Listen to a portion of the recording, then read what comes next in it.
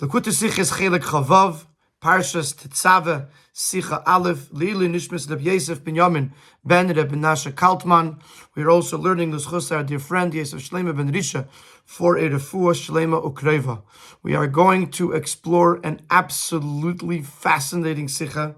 We're going to be discussing the ephod, which is the, for the lack of a better translation, a reverse apron worn by the Kohen Gadol as one of the Bigdei Kahuna, one of the priestly vestments.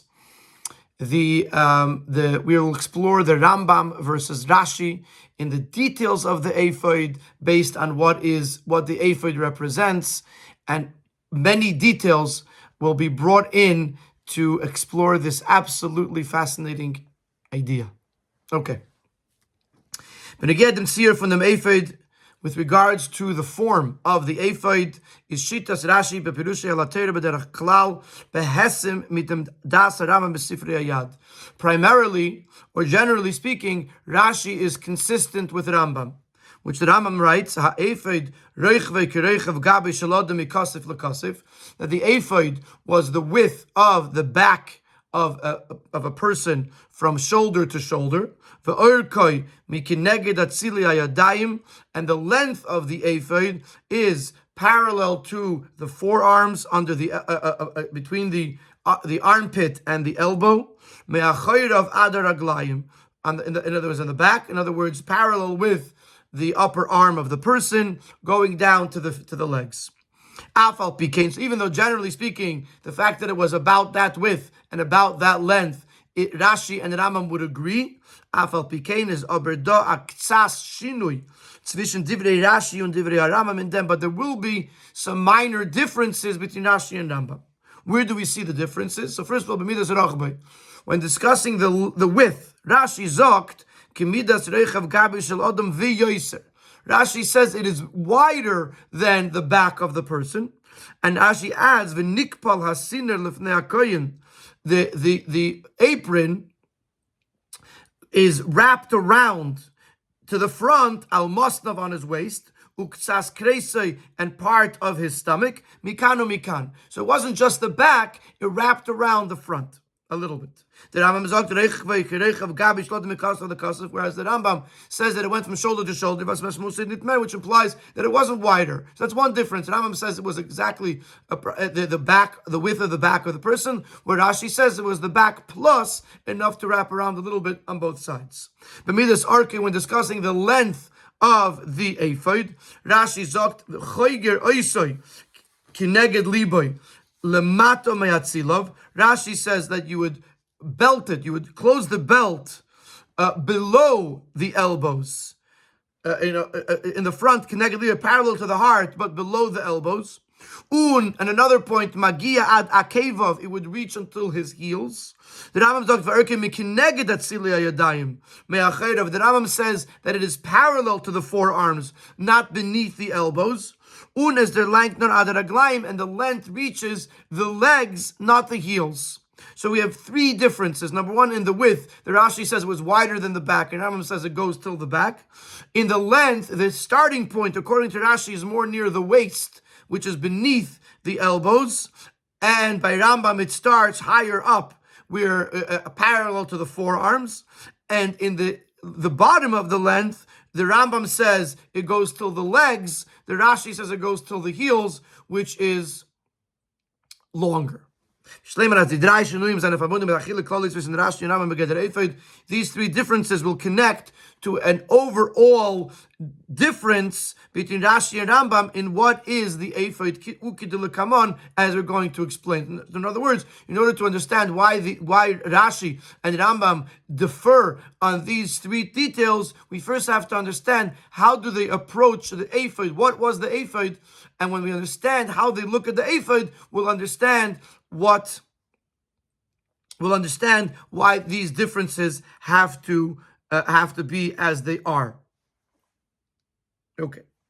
In Sif Beis, the Rabbi is going to focus on the fact that Rashi begins his pirush with "V'libi oimerli," that my heart tells me, or my intuition tells me, that Rashi emphasizes that this pirush that he's giving is not based on sources. And the Rebbe is going to explore, going to ask, Why is that? Ubehektim dembir b'divrei Rashi. Ubehektim. So let us first preface. Dembir b'divrei Rashi b'ma'aseh ephod. We have to first explain the words of Rashi when he discusses the making of the ephod. Rashi hepton pirushay. Rashi begins as follows: the ephod lo shamaiti v'lo matzasi b'braisa pirush tavnisay. The ephod I have not heard, nor have I seen in the Braisa that discusses the Big Kahuna. I have not seen how the explanation to how the ephod was made. The Libi Omerli, my heart tells me, that it is belted, it is tied around on the back side. The width is the width of a person's back. It's like an apron, which is called in Old French furtzint. That the noble women wear around themselves, as when they ride their horses. That's what it looked like. Milamata, Rashi ends on the bottom half. When his mamshich dipratim, and then Rashi goes into the details exactly what it looked like. So that from verstehen.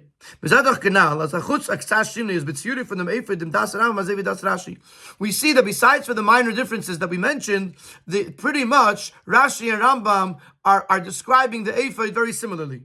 And from the fact that the Rambam doesn't say that it seems to me as the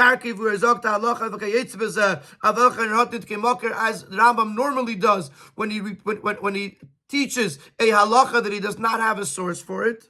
Here he doesn't do that. He's moving us. He's understood that the Rambam does have a source for this general description of the shape and size of the ephod. Whereas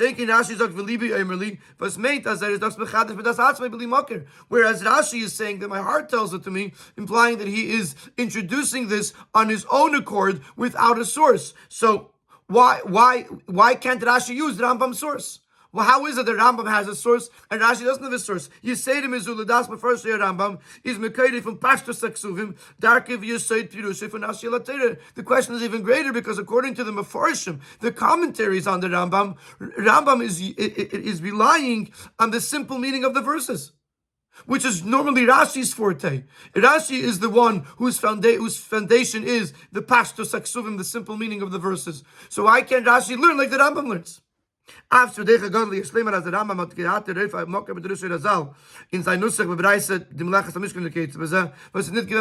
we could answer, though it would be difficult to say so, that the Rambam and Rashi had different versions of the Braisa, where the Rambam's Braisa did say something, which is why the Rambam says, doesn't say V'yira Ali, and Rashi's did not have any description of the ephod, and therefore he says Libi Omerli. But that's just a doichik, especially since the Rambam is actually seemingly basing his opinion on the psukim. Why can't Rashi do that? Nachmer, the question goes deeper.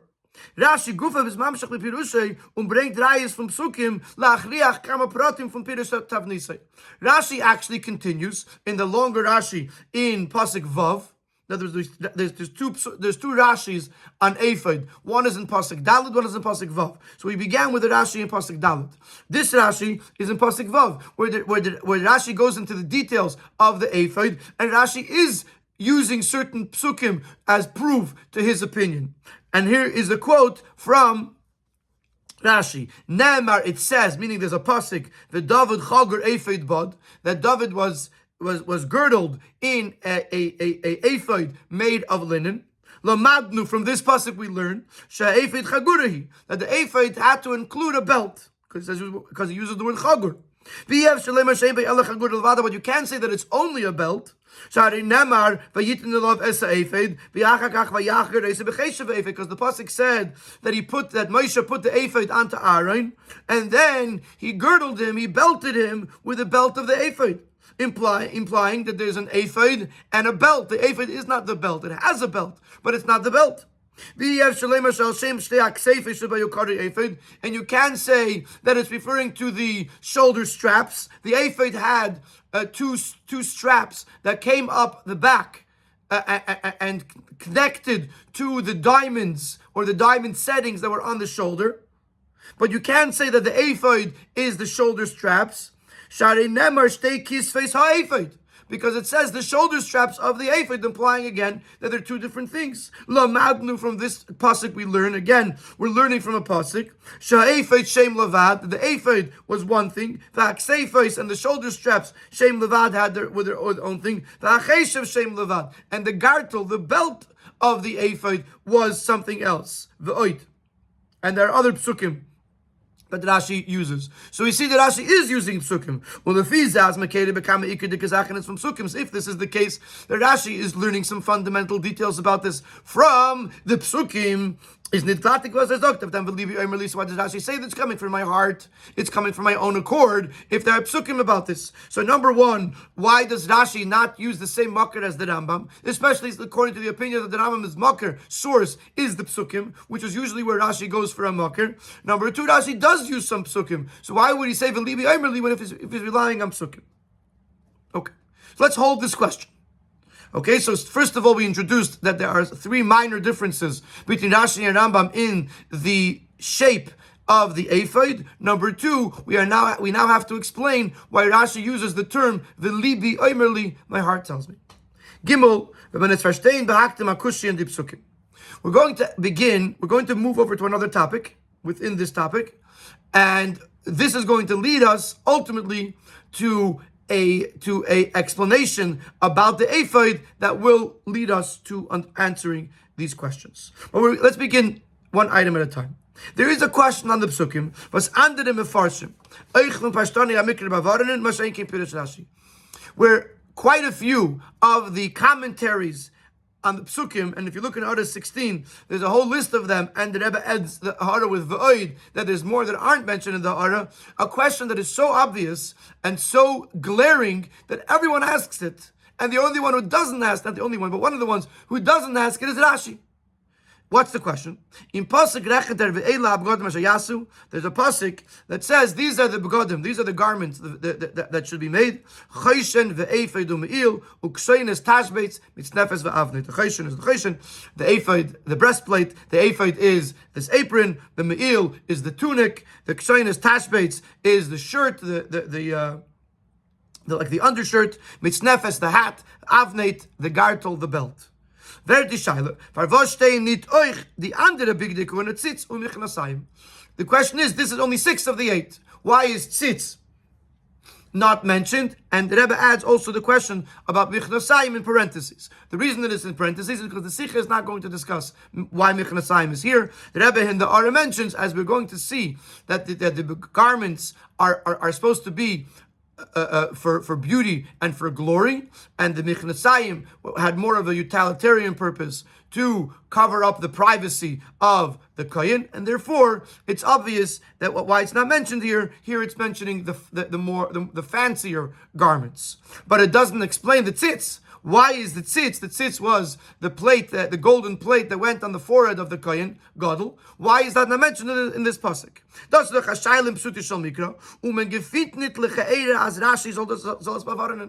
And the question is, why does Rashi not ask this question? All the Mefarshim ask it because it's a very glaring, basic question. Why does Rashi not address it? And the Rebbe answers this question. Why does Rashi not answer the lack of the mention of tzitz? Ados vert far enfert al pipirush Rashi of choishen was Rashi taich tachshit keneged alev.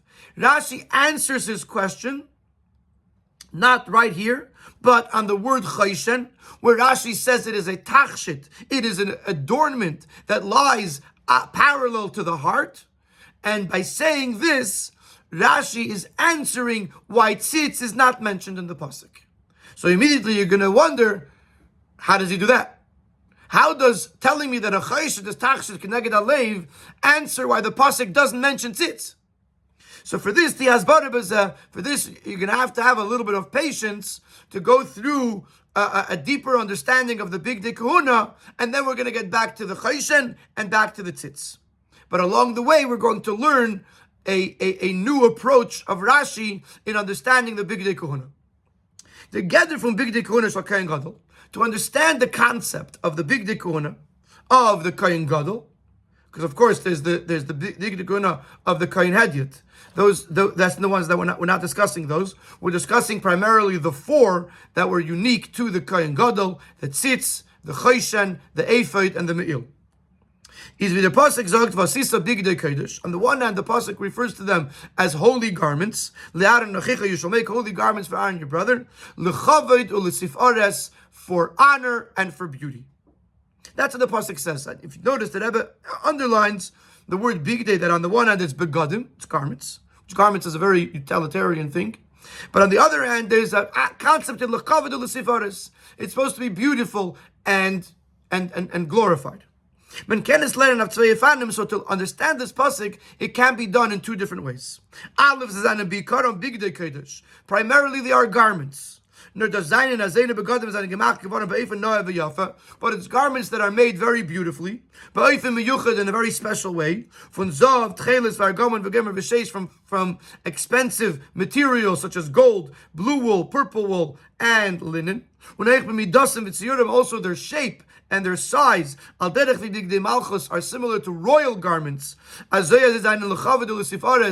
are for honor and for glory. That's one way. It's clothes, it's garments, but garments that are made very fancy. Beis, another way of looking at it, the focus here is not bigdei kodesh, the focus is lechavod ulesifares. These are adornments that are meant to increase the beauty and the glory of the person who wears them. But these adornments are made in the form of garments. They're the holy garments of Aaron your brother. Meaning to say, is it clothes, garments that are fancy, or is it something fancy, adornments that are clothes? Those are the 2 approaches. And based on this, we would have to say that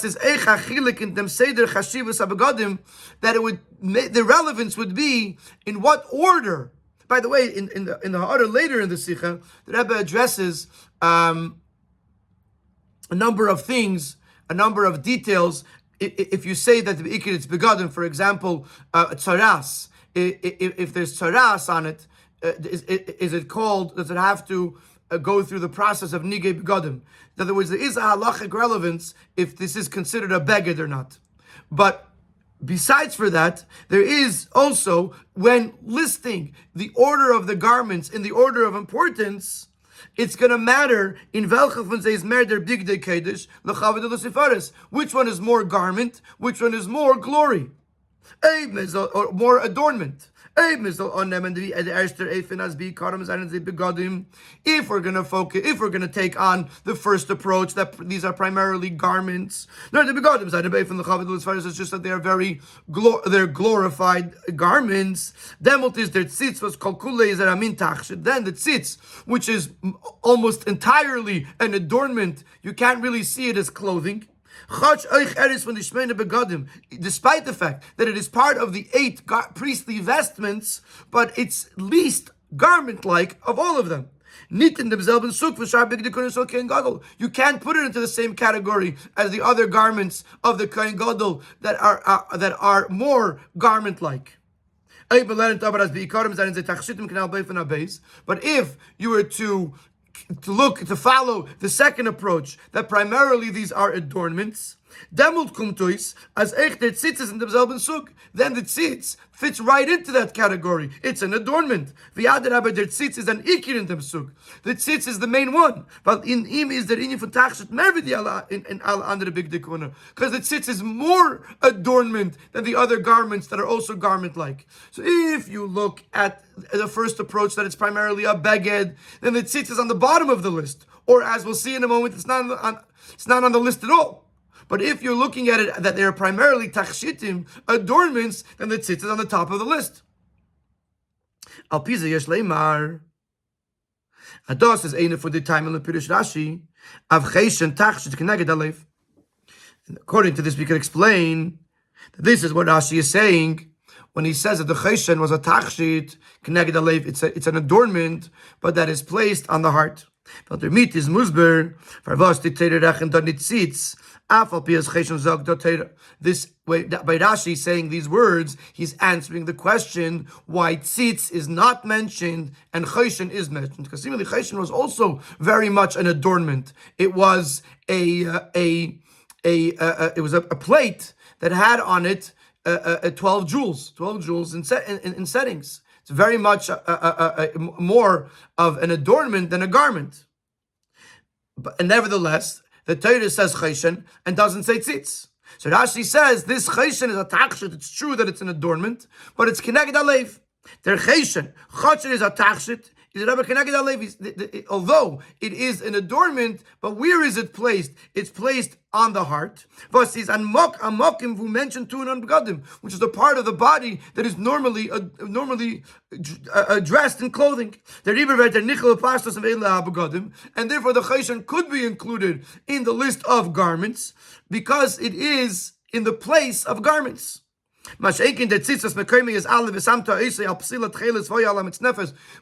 tzitz, which number one was placed upon the hat of the Kohen Gadol, it's not even on the body.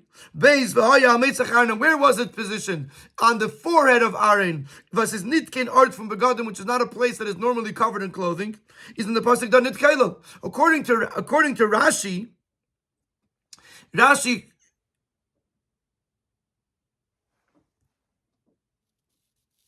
even though the Rebbe has not said it yet, but we will see this much clearer as the Sikha goes along, Rashi is following the first approach, that these things are primarily begadim.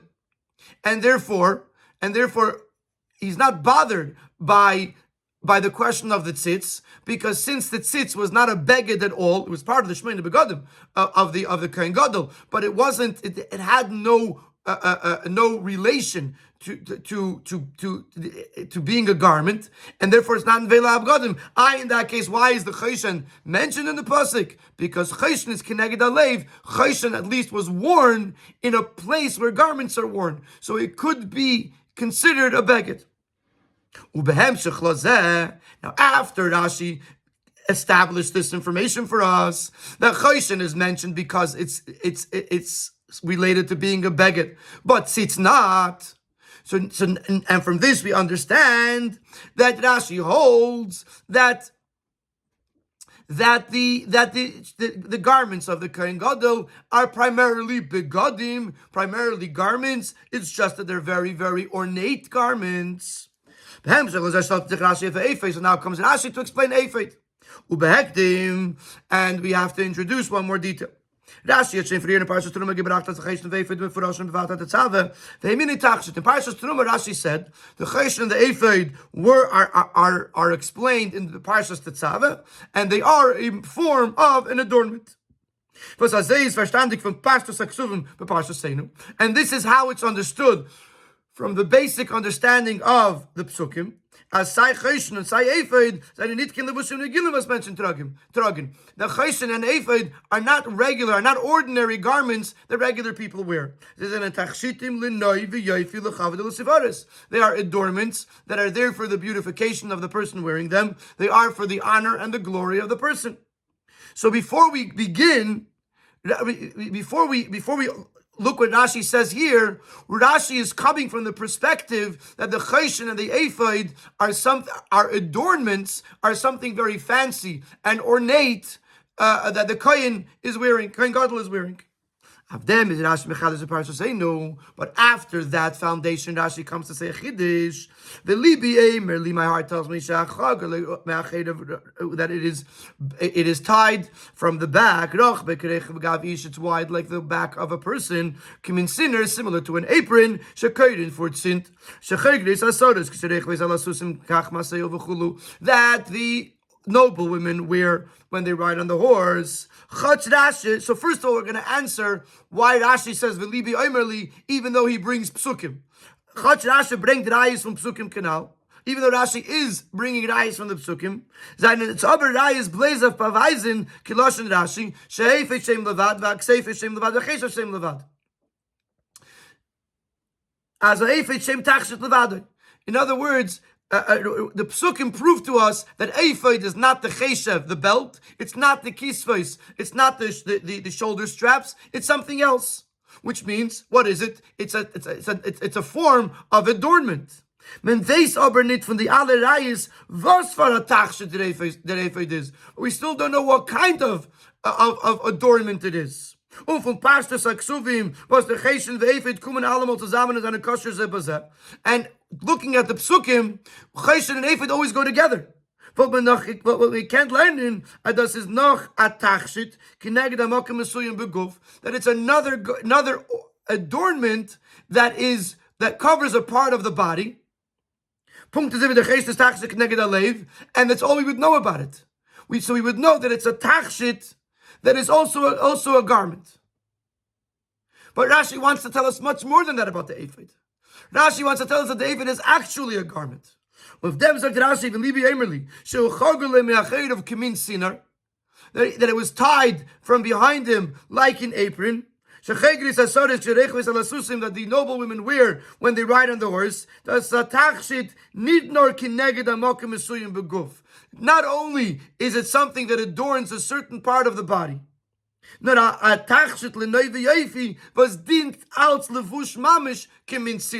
chayshon and the ephod are different. The chayshon is a tachshit. It's just going into the category of begadim because it's being worn where a beged is worn. Whereas the ephod, says Rashi, and this is a Rashi's chiddush which he can't learn from the psukim. Rashi is telling us that the ephod is actually a garment, like an apron that's worn by the noble women. The ephod was worn as a levush, not just with a name beged, but it's a tachshit. It's a tachshit that's a levush. It's actually a garment. And the emphasis is kimin sinner. The chiddush of Rashi, the Libi Omerli, is going on the words kimin sinner, that it's an apron. It's actually a levush that people wear. Weil the das Rashi mikra. According to Rashi, when the Tetzave is a big decade, when the Tetzave says you make holy garments for Aaron your brother, the next pasuk or the other pasuk that says these are the begadim that you should make or they should make. We're in that very pasuk. He excludes the tzitz, he omits the tzitz. We must come to the conclusion that it's begadim. The pasuk says big day kaidish, and the pasuk excludes the tzitz because it's not a beged. It's just that these garments are ornate, similar to tachshitim, to adornments. Und der Pfarrer ist bin jeden Tag von der Big Dikuna kleibt Rashi us madgish bilishene to learn as kol echad mehem is a levush, and therefore Rashi has to emphasize in each one where you see in them the aspect of them being something that could be worn as a garment. So when it comes to the ephod, Rashi says kimin sinner, it's actually an apron, it's actually a levush. And similarly to the cheshen, which is also called tachshit by Rashi in Truma, is Rashi mefarish kanal as Ava bekain hoter ashaychis from geder from begadim tachshit kineged alev. Rashi has to explain why the cheshen goes into the category of begadim because it's worn kineged alev, which is the part of the body where begadim are normally worn. So to summarize so far, at least from Siv Gimel and on, there's a question: why does the pasuk not mention tzitz? The answer, according to Rashi, which is why Rashi doesn't address the question, is that the big day kona are begadim. So when it says ve'ela begadim, he doesn't say tzitz because tzitz wasn't a beged. It was in the category of shmeina begadim, but it wasn't an actual garment, and therefore it's not mentioned in the list. Where does Rashi tell this to us? When he says chayshon, tachshit, kineged alev, where he feels the need to explain to us why the chayshon is mentioned. And the reason why it's mentioned is because it's by the heart, where clothes are worn. By doing so, Rashi says automatically, but a tzitz, that is not a garment, and it's not worn where clothes are worn, doesn't go in the category of Eila Begadim. And therefore, when Rashi comes to the ephod, Rashi says this is actually a garment, kimin sinner, like an apron, and therefore Rashi was believing oimerly, because this is a chiddush. This is not something that you can see from the psukim. You know from the psukim that it's unique garment. It's not the cheshav. It's not the kisvos ha-ephod. But what is it? Libi oimerly, says Rashi, that it's a sinner. And Sifei the Rebbe will explain the addition of the fact of Rashi saying that the noble women wear it when they ride horses. And Rashi is going to learn 2 points from that. And this explains why Rashi has to add that this is what the noble women wear when they ride on the horses. How does this add to understand what the ephod is? He already told us that it's like an apron, and he already told us what it was known in Old French. For our statement, what this is, we know what it is. In other words, the fact that who wears it, when they wear it, seems to be an extra detail. It says, no, it's not an extra detail. Rashi is clarifying to us what is this garment and what is the purpose of this garment. And this will shed light on what the ephod was. In other words, the Chagris Hasaris is not to describe us what it looked like as much as what it was. Shechagris Hasaris, by saying that the noble women wear this, das is a levush miyuchas gadlus. Nita levush was mentioned tragen. It's a unique garment, not one that ordinary people wear.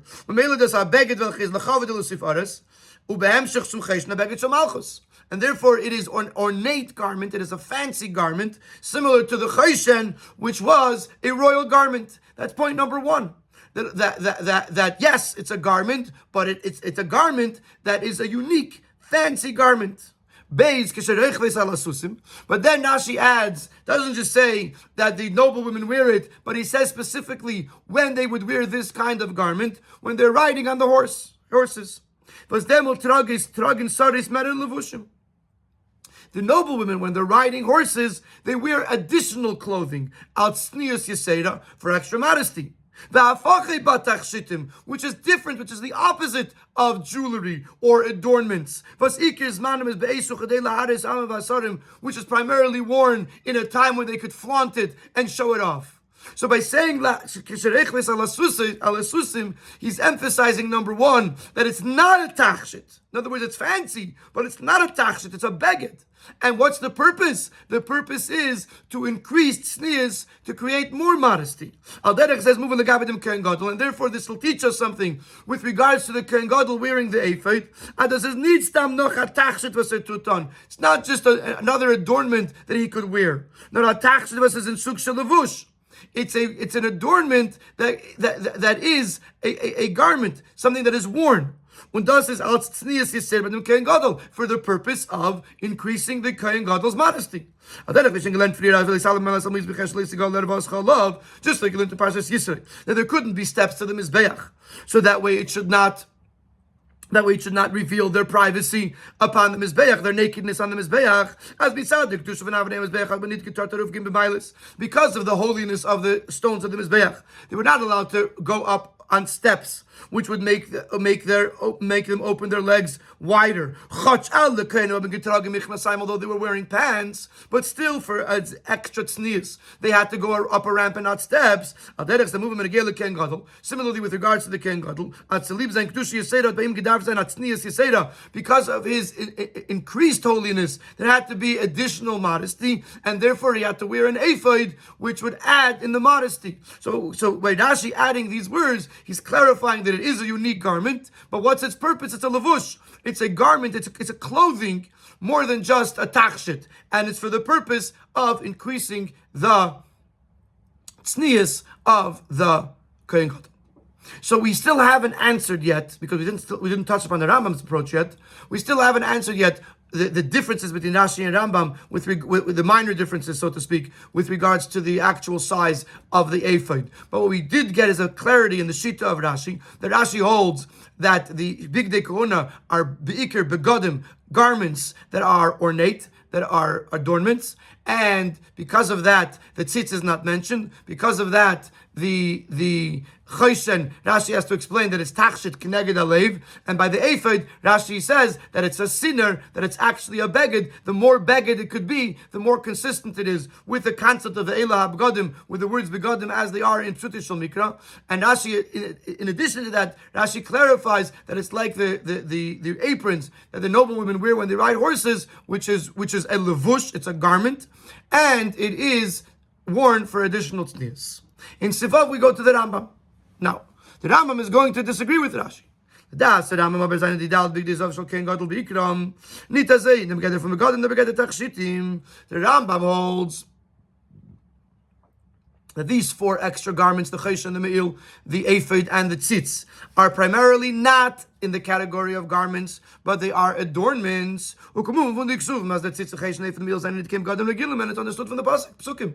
None of them are normal clothing. You have a ksainis, it's a shirt. You have mechazayim, it's pants, a belt. All these things are normal clothing. But each one of the tzitz, the choshen, the ephod, the me'il, were each very unique. So Rashi is focused on the word begadim, the fact that Torah calls them begadim, and therefore Rashi is compelled to say that it's levushim. It's garments that are fancy garments. The Rambam doesn't look at the word begadim as much as what it actually was, and he says they're not normal clothes. It has to be something else. And Rambam goes with the approach that it's a tachshit. But the fire and the Rambam is mefarish the meifan asiyas big dekain gadol, and which is why you'll see that when the Rambam in Sefer Hayad, when he describes the order of making the garments, preparing the garments for the Kohen Gadol, he begins with tzitz. Earlier in the Sikha that I've explained that if you say they were tachshitim, then the tzitz is the primary one, and the Rambam Taka starts with tzitz. Weil Ikram so big the Kohen Gadol als covered little tiferes is in them as einem yuchad als tachshitim, because according to the Rambam, the primary role of the big dekona is the fact that they are tachshitim adornments.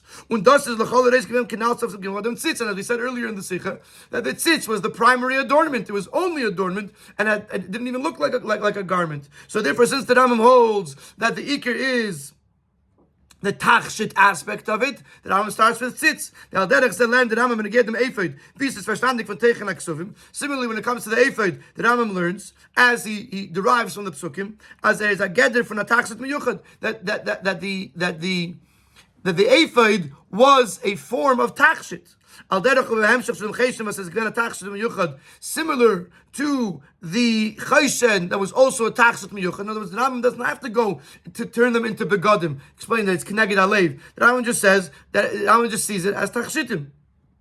But because he's deriving this from the psukim, the Rambam can't say that it seems to me the Rambam is deriving it from Pashtas Aksuvim. The Rambam is saying, look in the psukim.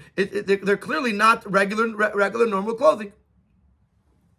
Okay, so this is the machlekes Rashi and Rambam. Rashi says that the big dekuna were primarily begadim or levushim, garments that were ornate and fancy. The Rambam says they were primarily tachshitim. Some of them were in the shape of clothes. But their primary role was to serve as tachshitim, to beautify the Kohen Gadol. Now we're going to go back to the first part of the Sikha, where we found these what we called minor differences between Rashi and Rambam in the ephod, and now we'll understand that those differences are based on the different approach that Rashi takes versus the Rambam in what the ephod was. The Das Rashi, since the ephod is primarily a piece of clothing, and the purpose is tznius, modesty, learned Rashi as Aleph. Therefore, Rashi learns that number one, it starts from the waist, which is below the elbows. Nit l'maylim is not higher up, as we'll see from the Rambam. There's no need for additional tznius in the back above the waist. So therefore, there's no need to go higher than the waist. Base is magia ada kevav tzlib tznius, but we do have to go all the way down to the heels to cover up more. Gimel says kemidas reichav gabish adam v'yoser. It's wider than the back of the person. Says nikpal asiner lefnei hakoyin of mastav k'tzas kreisim mikan mikan. It wraps around the koyin gadol on his waist and a part of his stomach on both sides.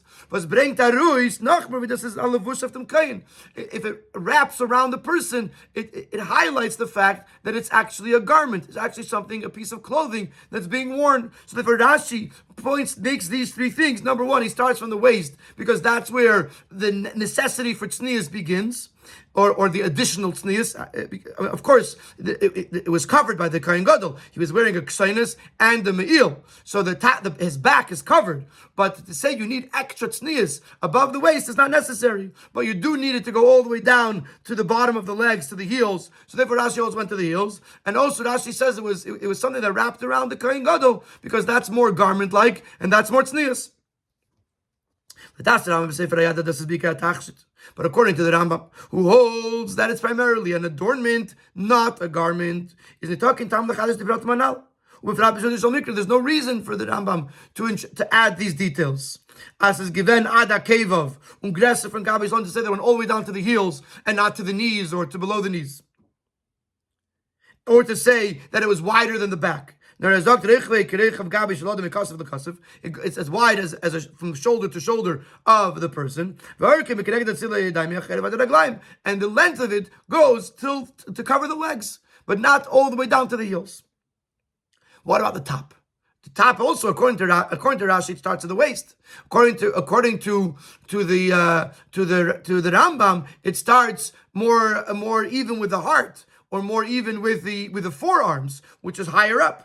So why is there this difference? Why does the Rambam add more height, more starting point to the ephod?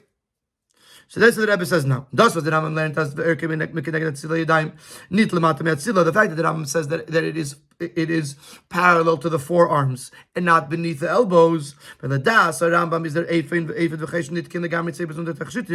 Rebbe brings in over here something that we haven't touched upon yet. The Rambam holds that the choshen and the ephod, even though they're two separate things, but as a tachshit, together they form one tachshit. The choshen and ephod together are going to make one perfect tachshit. In other words, even though in the list of Shmeina Begadim, choshen and ephod are two separate things, but as making a tachshit, making an adornment, the two of them make one adornment. And kishem vidas is in the shimus from choshen ve'ephod, just as in the usage of it.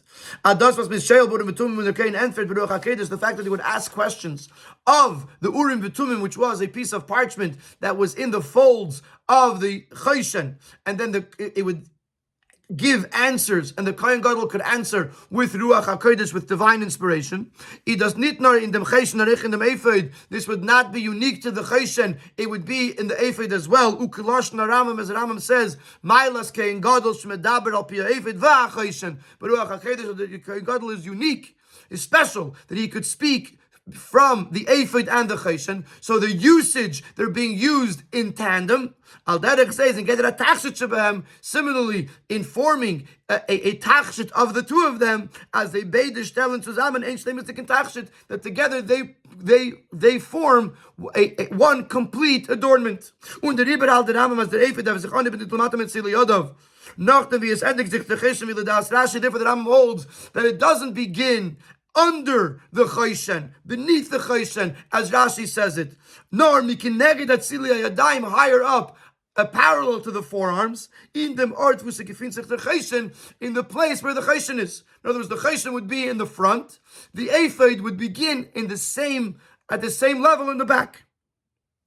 So that way that you see the connection between the two of them. And this is actually precise in the Rambam's words.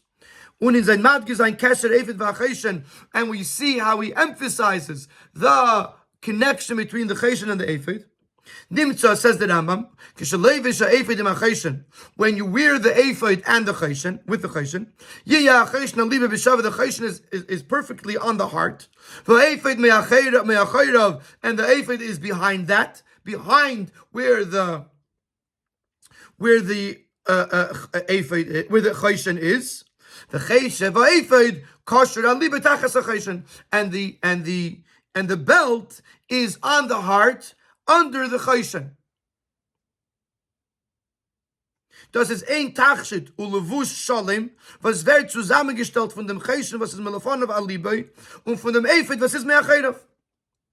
In other words, the way that Rambam sees it, it's one tachshit, one adornment, that in the front is the cheshen, the back is the ephod, and therefore the Rambam says that the ephod has to be higher up than Rashi says it, because he wants it to be, to wrap the person from both sides, cheshen in front, ephod in the back, and that makes them visible as one tachshit, unlike Rashi, who sees them as two separate tachshitim, as we'll see weiter in the Sikha, and therefore has no reason for the ephod to start at the same height as the cheshen. So this has answered the difference between Rashi and Rambam. The Rashi, the three differences. Number one, Rashi says it starts from the waist, because that's where the necessity for tznius begins, whereas the Rambam says it starts higher up, because he wants it to be parallel to the cheshen, because according to the Rambam, the cheshen and the ephod are working together to create one beautiful, perfect tachshit. Rashi says it goes till the heels, because since Rashi holds it's a levush, and therefore tznius, it has to go cover the whole leg, or both legs. And Rashi, where the Rambam doesn't see it as a levush, and therefore doesn't have to go down that far. And as well as Rashi sees it as a garment, and therefore he wants it to wrap the person around more, whereas the Rambam doesn't see it as a levush, and therefore doesn't have to wrap the person. As long as it's hanging down, it is an added beauty, which is good enough according to the Rambam. In Sifches, the Rebbe is going to add one more din in Rambam, where we'll see a machlekes Rambam and Ramban. We're going to see that the Ramban is following Rashi, and it's going to follow the same discussion more about this question: are the cheshen and the ephod one tachshit, or are they levushim, and therefore they're two separate levushim? Based on this, we can explain certain dinim in the Rambam. When it comes to the order of dressing the kohen, the Rambam says like this: after he puts on the avnet, which is the belt that went above on the ksainas, so he's wearing the ksainas, which is the shirt. Upon that, he puts the avnet, which is the gartel, the belt that holds the shirt in place. Then then he puts on the me'il. The me'il is the tunic, the light blue tunic that had the bells on the bottom. On the me'il, he puts the ephod. The cheshen and the cheshen, the chayger b'cheshev ephod alamil mitachas cheshen, and then he belts, he closes the ephod with a belt over the me'il under the cheshen. For Lashon Rambam is mashma as the chagira b'cheshev ephod is geton givorin nach dem Anton von the cheshen, which implies that if you says ha'ephod then the cheshen, and then you do the cheshev ha'ephod, it implies that the cheshev ha'ephod, the belt of the ephod, was done after the cheshen. But it's not so pashut, because in them is the hashinoi. The psukim are not so clear about this. In the commandment in this week's parasha, Parshas Tetzave, state to say that al basha v'esa ephod v'esa cheshen. It says first to do the ephod, then the cheshen, undenach ve'afal tale b'cheshev ephod, and then you put on the belt of the ephod, which is consistent with what the Rambam wrote. However, in Parshas Tzav, in the Seder al Basha B'Peil, where the Torah tells us that Moshe actually dressed Aaron and Aaron HaKohen, in the state of Yitin Alav Ephod, then in Parshas Tzav it says that he put on the ephod onto him. Then he belted him, he closed the belt of the ephod, and with that he closed the apron. And only then does it say the cheshen, implying that the cheshen came after the belt of the ephod. So the Ramban addresses this in Parshas Tzav. And he says, over here it says that the belt of the ephod came first. Moshe knew how you dress oneself. When you get dressed, as soon as you put something on, you put on the belt that belongs to it. So after you put the kseinis on, right away you put on the avne, which was the belt that would keep the kseinis in place. Ubecheshev take it for the ephod, and then you put the cheshev, which is the belt of the ephod, right after you put the ephod. It doesn't make sense that there should be interruption in the putting on the ephod. You put on the ephod. Part of putting on the ephod is the belt. And the fact that in Parshas Tetzave it says first the choshen and then the belt of the ephod, because he was being quick. He just mentions the choshen quickly without going into the details. In other words, the Torah in Parshas Tetzave wasn't being specific about this order. This is the Ramban's approach. For Rambam moving canal as the Rambam obviously holds, as we saw clearly in the very beginning of this seif, that the Rambam holds that the cheshev ephod was after the choshen. So now we have a machlekes Rambam and the Ramban. That the Rambam says that the choshen came first and then the cheshev ephod, and according to the Ramban, first came the cheshev ephod, part of the ephod, and then came the choshen. But according to what we said, that the Rambam holds that the choshen and the ephod are one and the same tachshit, we could say as follows: as the Ramban geht b'shittas Rashi, as the cheshev ephod and tzveibas and the gedarim big dikein gadol. The Rashi holds they're garments; they're not a tachshit. So there's two separate garments. Und der Ribber halt der Ramban, als früher verbindet man dem Ephod, die Achreis becheshev Ephod, als Gmar von Levisas Ephod. The Ribber the Ramban holds, first you do the whole Ephod. You do the Ephod and the belt of the Ephod, and you finish with the Ephod. Und danach v'yosmal was the cheshen, and then you do the cheshen. Mashiach das Rambam, afalpi was cheshen ve'ephod and zwei begodim in dem chesmes aus meine bigde corner, seien sie aber zusammen ein gedel was tachshit. But the Rambam holds that even though in the number of 8, the cheshen and the ephod are two separate begodim, but as a tachshit, the two of them together form one tachshit. For Rambam l'shitasi for here, as the cheshen the ephod have dvukim zelaza. So the Rambam continues with what we said till now, just like we said that the ephod starts higher up, so that it should connect to the choshen. According to Rashi, it starts under the choshen, so it doesn't really connect to the choshen. According to Rambam, it starts higher up, so it connects to the choshen. But like he says, you can't separate the choshen from the ephod. And if you do separate, remove the choshen from the ephod, and dismantles their connection, derech kilkul in a way of destruction, like he gets malchus, he's transgressing a law of layizach. Das ist nicht nur b'shas ha'aveda wie andere halten. The Rambam holds it doesn't apply just during the Aveda, as other opinions hold. That afilu shalei b'shas ha'aveda, even not during the Aveda. For das adin in the gufa beged. According to the Rambam, this is part of how the beged is made. As the cheshen ve'efed darfen sein dvukim zebazeh unit agetilt, that they have to be connected to each other and not separated. Other Mefarshim say that it was something that during the Aveda it had to stay in place. When you moved around, it shouldn't flap, and it should stay connected. The Rambam is saying a whole different approach. The Rambam is saying that these are tachshitim. This is a tachshit. It's an adornment, and as an adornment, you need the cheshen and the ephod together to make up this adornment. And therefore, wherever the kohen gadol is walking, even if he's not doing Aveda, they have to be connected to each other. Halt the Rambam, this is ein al basha. Therefore, the Rambam will hold that when we put the garments on him, it's one dressing. That over the me'il, you're putting the ephod and the cheshen together as one thing. And then you were to close it with the belt of the ephod. And by closing the belt, you're completing the ephod and the cheshen. You're completing them both because they're both being done together. So, according to the Rambam, it's not like you're making a hafsakah, interruption in the middle of a certain garment. The ephod and the cheshen come together, and the belt of the ephod completes that. And therefore, the Rambam holds that was the seder. So once we understand that this machlekes of Rambam and Rashi is this a levush or a tachshit, and is it two separate things or one thing, it's understood why there's a machlekes Rambam and the Ramban, who Ramban is following the shita of Rashi in the order of of putting on these garments. Do you see the cheshen and the ephod as two separate things, and therefore, like Rashi does, and therefore it doesn't matter, and therefore you have to finish the ephod with the belt of the ephod and then go to the cheshen, or do you see them as one thing, and therefore you do the ephod and the cheshen together, and then and then you do the chesed, the belt of the ephod, which completes the entire process. In Siftas, the Rebbe is going to tell a very interesting story and tell us a lesson that we could learn from this Rashi. From the Pirush Rashi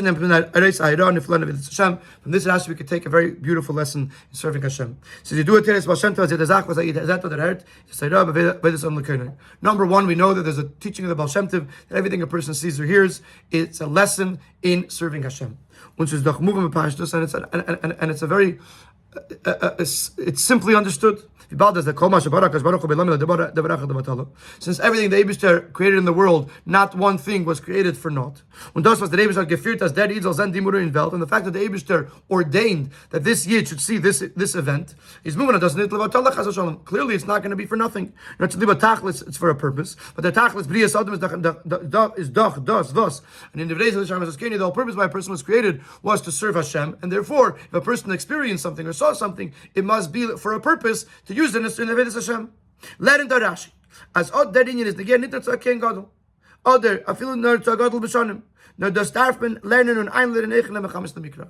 This concept that everything that we see or hear has to be a lesson of Vedas Hashem applies even to a child. As Yodua der Sipper, was man lernt mit Zelen Kinder in Cheder.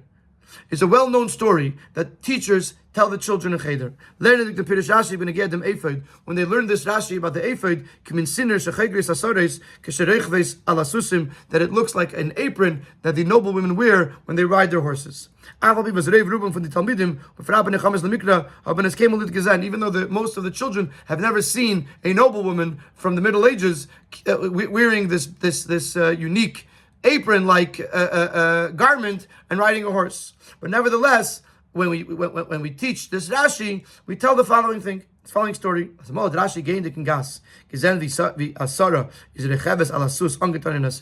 Rashi was once walking in the street. I think in the Fabrengen that Rabbi said that Rashi would go out for business. And so he was in the street and he saw a noblewoman riding a horse while wearing a sinner, while wearing this apron. And Rashi was upset that from above he was made to see something that was not tznius. But then when he was writing his commentary on Torah and explaining how the ephod looked, he calmed down. And he learned the lesson in serving Hashem through his Pirush on Torah. He was trying to explain what the ephod is. Look at the parentheses. It starts over here and finishes over here. He was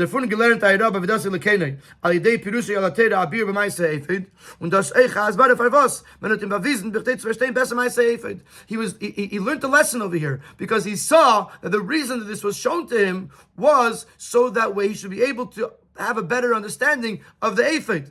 Von dem hat reis genommen, as es nicht nur a Tachshit, wie es maßmal nachher verteilen Aksuvim, because he saw it and he saw a person wearing it as a garment, he understood that it's a garment, not a Tachshit, which is how the Psukim lean. And this is the lesson that Rashi is teaching the Benchamis Mikra. As jeder sagt, was heard oder zet. Anything that you're seeing, even seeing a noblewoman riding a horse, it's only there. The only reason that the Eibishter ordained that he should see it is so that he should somehow utilize it for serving Hashem in learning Torah and doing mitzvahs. And this will explain to us on a deeper level why Rashi uses this expression, my heart tells me, and later in the Rashi he says it again, another thing that my heart tells me. Not as he usually says it, and even in this very pasuk he uses this expression, and I say. But here he says the word v'libi, my heart says this to me. It does not gleich zu allen Jahren Shvelam, was Eid zet oder Herr Divrei hat Rishus. This thing that Rashi saw cannot be compared to the regular things that people see that are permissible things. Rishus, it's not a forbidden thing to see, and the only reason they're seeing it is to serve Hashem. What Rashi saw is something that a Yid should refrain from seeing. The Gemara in Psachim Daf Gimel is saying over there that a person should always speak in a clean way, in a refined way. And one of the proofs that the Gemara brings is that by Zav, they call it Merkev, that the certain Tumah from the Zav that's riding on something, then that thing becomes Tumah. By an Isha, they call it Moshe, sitting, not riding, because riding for a woman, especially riding on a horse or something like that, is a form of, is not so modest. So therefore, even when we speak about it in halacha, we use the term Moshe. It's a little confusing. If it's Merkev, it's Merkev. The Torah uses the term Moshe, which means Merkev, sitting, which means riding, because we don't want to discuss riding, the woman riding, and the immodesty that might be associated with that. So this is something that a person shouldn't see. Is the but even if this did happen, you could still elevate it in serving Hashem, and that it should add in your understanding of Torah. For that you need the heart. Why? The Yechidish Nefesh, which is that pintala yid that is in every yid on an equal level, is it primarily rests in the heart. The Rebbe references a Maimon in Ayin Beis, but this is what it says over there, that the Yechidish Nefesh comes from the heart. And on the level of Yechida, there's no concealment, there's no distraction. Nothing in the world could distract you from that. Even things that according to Torah you shouldn't see. The power to transform something that is as doinus, something that is a sin, to a merit, that comes from Yechidish Nefesh. So Yechida has this incredible power that you could see something that really is not, you shouldn't have seen it, and you could elevate it, and you could actually learn from it. Und der Rebbe ist dafke mit Tzadchinis Libi, versteht man, und man tut bepeil, und man der Zet, als das, was man gesehen, schleibert Zeinei, hepech Retzeinei. And therefore, Rashi says, V'libi oimerli, because from the level of the heart, which is the Yechidish Nefesh, you could understand, and you could act it out, that when you see something that you didn't want to see, something that was against your will, Asar decheves alasus, a noble woman riding a horse, Muz und darf sich mit star sein of them, first and foremost, he has to feel bad. In the order he says, like first you have to recognize that it wasn't a good thing. And then you could come from this sighting, like the advantage of light that comes from the darkness, to grow in holiness. Down to the point, as we've done here, as come to you learn something with how the ephod was made. And specifically the begotten of the Kohen Gadol, which is being done for the purpose of kavod v'tiferes. Where did it start from? Where did you learn it from? From a Isha riding a horse. So first, it was something that shouldn't have been seen, and then it became something that was able to add an understanding of Torah. Which part of Torah? The glory of the Kohen Gadol and the begotten that was made for him. So this is the lesson that we take in the Sikha, that everything that we see in here should be used as a Eiran of Vedas Hashem, and it should be used to understand what we're learning. But on top of that, even if it is something that we shouldn't have seen, but if we are able to reach deep into Libi, into Yechidish B'Nefesh, we can elevate even that, and we could enhance our learning of Torah even with that.